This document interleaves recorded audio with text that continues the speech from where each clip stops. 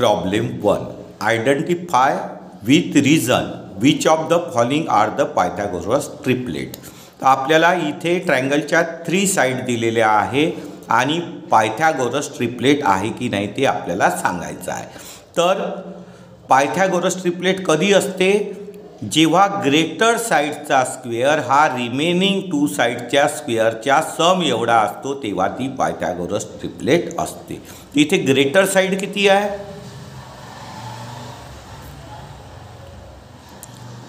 Greater side आपल्याला 5 दिलेली आहे.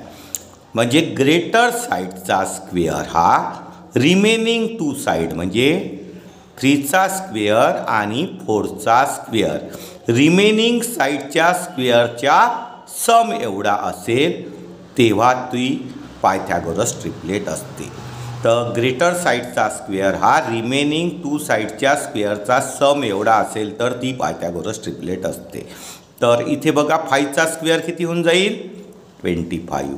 3चा स्क्वेअर 9 प्लस 4चा स्क्वेअर 16 आणि 9 आणि 16ची ॲडिशन होत आहे 25. आता बघा ग्रेटर साइडचा स्क्वेअर किती आला आहे? 25 आणि रिमेनिंग साइडच्या स्क्वेअरची सम आली आहे 25. म्हणजे कशी आली आहे? इक्वल आली आहे. म्हणजे left hand side is equal to right hand side. म्हणजे ही काय आहे? Pythagoras triplet. This is Pythagoras triplet. आता रिझन सांगायचं आहे. तर कशाने? Converse of Pythagoras theorem. Converse of Pythagoras theorem.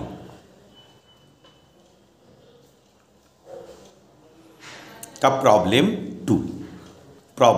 2 इथे ट्रायंगलच्या 3 साइड दिल्या आहे. तर काय पायथागोरस ट्रिपलेट कशाला म्हणतो? तर ग्रेटर साइडचा स्क्वेअर हा रिमेनिंग 2 साइडच्या स्क्वेअरच्या सम एवढा येईल तर त्याला पायथागोरस ट्रिपलेट म्हणतो. तर ग्रेटर साइड आपल्याला किती दिली आहे? ग्रेटर साइड किती दिली आहे? 12. म्हणजे आपल्याला काय करावं लागेल? 12चा स्क्वेअर काढावा लागेल आणि रिमेनिंग 2 साइड म्हणजे 4चा स्क्वेअर आणि 9चा स्क्वेअर याची काय करावं लागेल? सम. आणि ही कशी आली पाहिजे? इक्वल आली पाहिजे. तर 12चा स्क्वेअर किती आहे? 144 आणि 4चा स्क्वेअर आहे 16. 9चा स्क्वेअर आहे 81. आता याची ॲडिशन 6 आणि 1 7 8 आणि 1 9. तर 12चा स्क्वेअर 44 आलेला आहे आणि या 2 साइडच्या स्क्वेअरची सम 97 आली आहे. तर ही इक्वल आहे का? नाही. म्हणजे नॉट इक्वल करावं लागेल. आणि ग्रेटर साइडचा स्क्वेअर रिमेनिंग 2 साइडच्या स्क्वेअरच्या सम एवढा येत नाही आहे. म्हणजे ही पायथागोरस ट्रिपलेट होणार नाही. This is not Pythagoras triplet.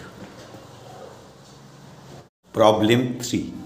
ट्रायंगलच्या 3 side दिलेल्या आहे आणि आपल्याला पायथागोरस ट्रिपलेट आहे की नाही ते सांगायचं आहे.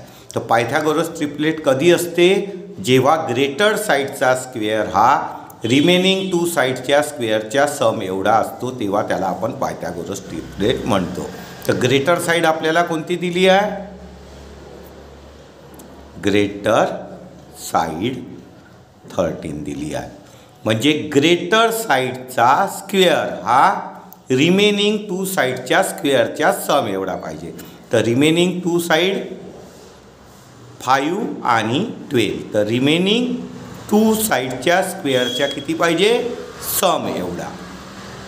आता 13चा स्क्वेअर किती होऊन जाईल? 169. 5चा स्क्वेअर किती होऊन जाईल? 25 आणि 4चा स्क्वेअर 144. आता बघा याची सम 5 आणि 4 9, 2 आणि 4 6 आणि हे 1 169. आता बघा ग्रेटर साईडचा स्क्वेअर आणि रिमेनिंग 2 साईडच्या स्क्वेअरची सम किती येत आहे? इक्वल येत आहे. म्हणजे काय होईल?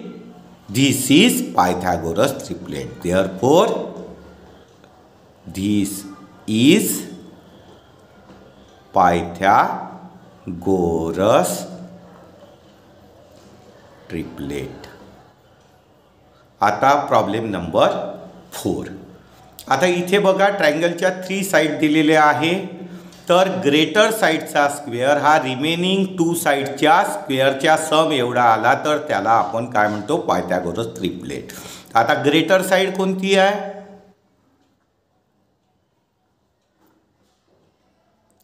74.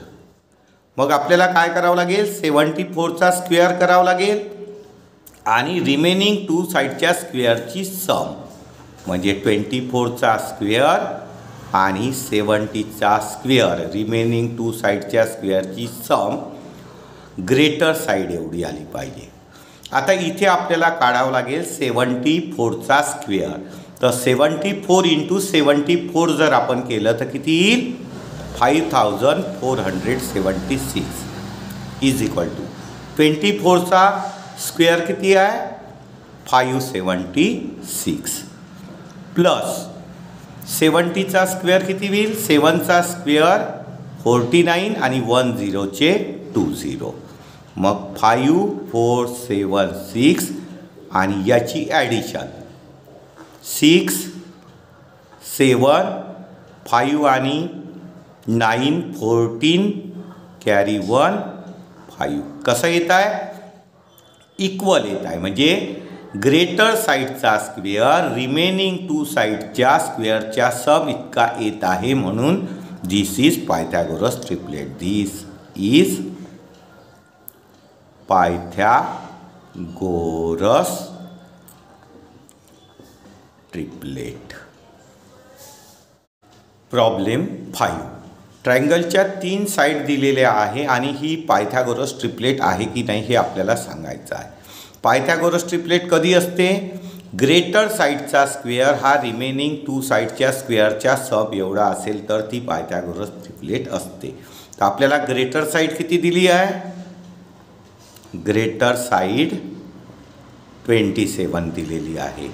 म्हणजे आपल्याला काय करावं लागेल? ग्रेटर साईडचा स्क्वेअर हा रिमेनिंग 2 साईडचा रिमेनिंग 2 10चा स्क्वेअर आणि 24चा रिमेनिंग 2 साईडच्या स्क्वेअरच्या सम एवढा जर आला तर ती पायथागोरस ट्रिपलेट होईल. तर 27चा जो स्क्वेअर आहे तर 27 × 27 जर आपण केलं तर किती येईल? 729 येईल. इज इक्वल टू 10चा स्क्वेअर होईल 100 आणि 24चा स्क्वेअर आहे 576. आता 729 आणि इथे याची ॲडिशन केली तर किती होईल? 100 आणि 576 म्हणजे 676. आता ग्रेटर साईडचा स्क्वेअर आणि रिमेनिंग 2 साईडच्या स्क्वेअरची सम इक्वल येत आहे का? नाही येत आहे. तर not equal not equal not equal. म्हणजे this is not Pythagoras triplet. आता प्रॉब्लेम नंबर 6. ट्रायंगलच्या 3 साईड दिले आहे. पायथागोरस ट्रिपलेट आहे की नाही ते सांगायचं आहे. तर आपल्याला काय करावं लागेल? पहिले ग्रेटर साईड शोधावं लागेल. ग्रेटर साईड किती दिली आहे? 61 आणि ग्रेटर साईडचा स्क्वेअर हा रिमेनिंग 2 साईडच्या स्क्वेअरच्या सम एवढा असेल. रिमेनिंग 2 साईडच्या स्क्वेअरच्या सम एवढा असेल तर ही पायथागोरस ट्रिपलेट राहील. तर 61चा स्क्वेअर 61 × 61 जर केलं तर 3721 होईल. 11चा स्क्वेअर 121 आणि 60चा स्क्वेअर 6चा स्क्वेअर 36 आणि 0 0 एका झिरोचे 2 झिरो. आता इथे आलेला आहे 3721 आणि इथे याची ॲडिशन 0 आणि 1 1 0 आणि 2 2 6 आणि 1 7 आणि हे 3 म्हणजे किती येत आहे 3721 आणि इथे पण आहे 3721. तर आता ग्रेटर नंबरचा स्क्वेअर रिमेनिंग 2 नंबरच्या स्क्वेअरच्या सम एवढा येत आहे. म्हणून आपण काय म्हणू याला this is Pythagoras triplet. Problem 2. In figure, angle MNP 90 degree. MNP 90 degree. Segment NQ perpendicular to segment MP. NQ perpendicular to MP. आणि MQ ची लेंथ दिली आहे 9 आणि QP ची लेंथ दिली आहे 4 आणि फाइंड NQ. आता बघा MNP हा काय आहे राईट अँगल ट्रायंगल आहे आणि राईट अँगल ट्रायंगलवरनं हायपोटेनियसवर परपेंडिक्युलर टाकलेला आहे NQ परपेंडिक्युलर टू MP. तर राईट अँगल ट्रायंगलमध्ये हायपोटेनियसवर जो परपेंडिक्युलर टाकला जातो त्याला आपण काय म्हणतो जॉमेट्रिक मीन म्हणतो. म्हणजे आपल्याला काय कशाने सोडवावं लागेल जॉमेट्रिक मीन थेरमनी बाय जॉमेट्रिक मीन थेरम. तर जॉमेट्रिक मीन थेरम काय आहे तर जॉमेट्रिक मीनचा स्क्वेअर म्हणजे NQचा स्क्वेअर. जॉमेट्रिक मीनचा स्क्वेअर हा डिव्हिजन झालेल्या साईडच्या प्रॉडक्ट एवढा असतो म्हणजे MQ into QP. MQ into QP. तर जॉमेट्रिक मीनचा स्क्वेअर हा डिव्हिजन झालेल्या साईडच्या प्रॉडक्ट एवढा असतो म्हणजे MQ गुणिला QP multiply by QP. आता याच्यामध्ये आपल्याला व्हॅल्यूज ठेवावं लागेल. तर NQची व्हॅल्यू आपल्याला फाइंड आउट करायची आहे. NQचा square is equal to MQ. MQ आपल्याला किती दिली आहे 9 इंटू QP. QP आपल्याला दिली आहे 4 म्हणजेच NQचा स्क्वेअर. तर 9 4 जा 36. मग याचं स्क्वेअर रूट NQ 36चं स्क्वेअर रूट काय होईल 6 होईल म्हणजे NQ इज इक्वल टू 6 आणि हेच आपल्याला फाइंड आउट करायचं होतं. Problem 3. In figure angle QPR 90 degree. Angle QPR 90 degree. त्याच्यानंतर segment PM. Segment PM perpendicular to segment QR. QMR collinear point. PM is equal to 10. QM is equal to 8 आणि find QR. आता QPR हा काय आहे right angle triangle आहे आणि right angle ट्रायंगलमध्ये PM हा हायपोटेनियसवर काढलेला परपेंडिक्युलर आहे. तर त्या परपेंडिक्युलरला आपण काय म्हणतो जॉमेट्रिक मीन. तर आपल्याला कशाने सोडवावं लागेल बाय जॉमेट्रिक मीन थेरम. बाय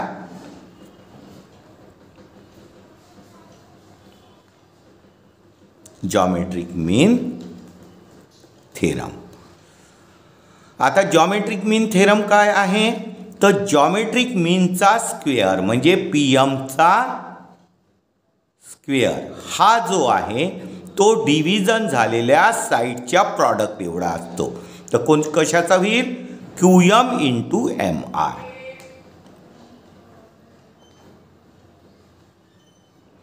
तर जॉमेट्रिक मीनचा स्क्वेअर हा डिव्हिजन झालेल्या साईडच्या प्रॉडक्ट एवढा असतो.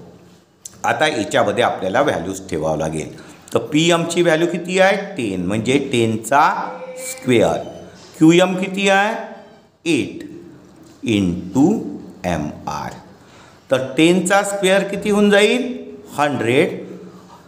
न्यूमरेटरचा नंबर डिव्हिजनमध्ये येऊन जाईल, डिवाइडमध्ये येऊन जाईल is equal to M R.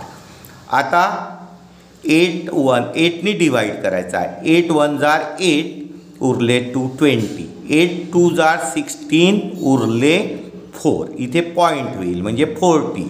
8 5 जार 40 म्हणजे याची डिव्हिजन होईल 12.5 म्हणजे M R is equal to किती झालं 12.5 एम आर. पण आपल्याला फाइंड आउट करायचा आहे क्यू आर. आता Q R means Q M आणि एम आरची ॲडिशन. तर Q R is equal to काय होईल Q M plus M R. Q M plus M R. तर आपल्याला क्यू आर फाइंड आउट करायचा आहे. क्यू एम आपल्याला 8 दिलेला आहे आणि एम आर 12.5 आपण फाइंड आउट केलेला आहे. आणि Q R is equal to 8 plus 12.5. तर 12 आणि 8 किती होऊन जाईल 20.5. आणि हेच आपल्याला फाइंड आउट करायचं होतं. Problem 5. For finding AB and BC with the help of information given in the figure complete the following activity.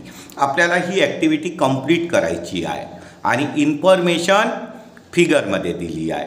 तर सगळ्यात पहिले बघा AB is equal to BC लिहिलं आहे. AB is equal to BC आणि हे आपल्याला कसं दिलं आहे इक्वल म्हणजे कॉन्ग्रुएंट हे दिलेलं आहे गिव्हन. त्याच्यानंतर आपल्याला BAC अँगल काढायचा आहे BAC. आता बघा ABC हा राईट अँगल ट्रायंगल आहे आणि राईट अँगल इन्क्लुडिंग साईड कशा आहे कॉन्ग्रुएंट आहे म्हणजे हा काय झाला आयसोसिलियस राईट अँगल ट्रायंगल. आता आयसोसिलियस ट्रायंगलचे कॉन्ग्रुएंट साईडचे जे बेस अँगल आहे म्हणजे कॉन्ग्रुएंट साईडच्या अपोजिटचे अँगल कसे असतात कॉन्ग्रुएंट म्हणजे BAC आणि BCA हे कसे होईल कॉन्ग्रुएंट. हा 90चा आहे आणि हे कॉन्ग्रुएंट आहे म्हणजे हे कितीचे होईल 45चे म्हणजे BAC हा किती डिग्रीचा होईल 45 डिग्रीचा. त्याच्यानंतर आता हा जो ट्रायंगल झाला ABC 45 90चा ट्रायंगल झाला. तर आपल्याला कशाने सोडवावं लागेल 45 90च्या ट्रायंगलच्या थेरमनी. तर 45 90च्या ट्रायंगलचा थेरम काय आहे तर right angle including side equal असतात म्हणजे AB is equal to BC. AB is equal to BC आणि जो हायपोटेनियस आहे त्याच्या किती टाइम्स असते 1/√2 टाइम्स हायपोटेनियस म्हणजे AC. आता बघा इज इक्वल टू इथे काय होईल 1/√2 इंटू ACची व्हॅल्यू किती दिली आहे √8.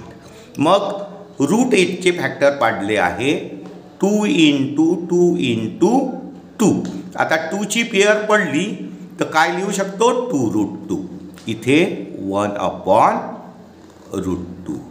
आता बघा डिनॉमिनेटरमध्ये √2 आहे आणि हा √2 आहे. √2 काय होऊन जाईल कॅन्सल होईल. मग 2 इंटू 1 किती होईल 2 म्हणजे AB is equal to BC is equal to 2. Problem 4. See figure find RP and PS. RP and PS using the information given in triangle PSR.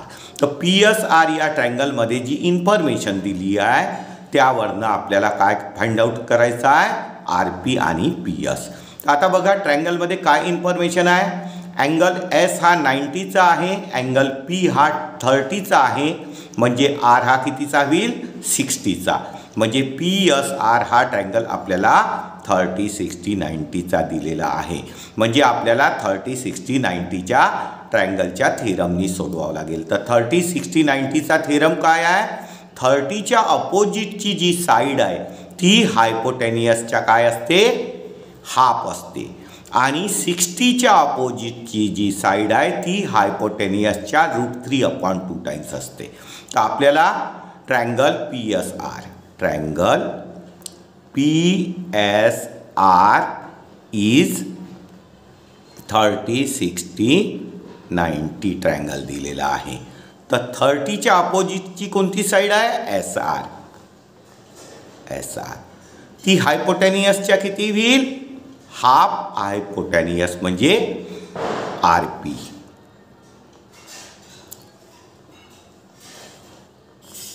Opposite side of 30 degree. आता बघा SRची जी value आहे ती किती दिली आहे? 6 is equal to half RP. आता डिनॉमिनेटरचा जो 2 आहे तो लेफ्ट हँड साईडला जाईल तर न्यूमरेटरमध्ये जाईल. म्हणजे 6 × 2 इज इक्वल टू RP. आणि याचं मल्टिप्लिकेशन 6 × 2 किती होऊन जाईल? 12 होऊन जाईल. 12 इज इक्वल टू RP. आता RP फाइंड आउट झालं. आणि आता आपल्याला काय फाइंड आउट करायचं आहे? RP झालं PS. आता PS काय आहे? हा 30चा आहे तर हा कितीचा होईल? 60. R अँगल 60 डिग्रीचा होईल. तर 60च्या अपोजिटची साईड PS ही काय होईल? हायपोटेनियसच्या √3/2 टाइम्स. तर आपल्याला PS ही कशाच्या अपोजिटची आहे? 60 डिग्रीच्या. तर 60 डिग्रीच्या अपोजिटची साईड हायपोटेनियसच्या √3/2 टाइम्स हायपोटेनियस असते म्हणजे RP.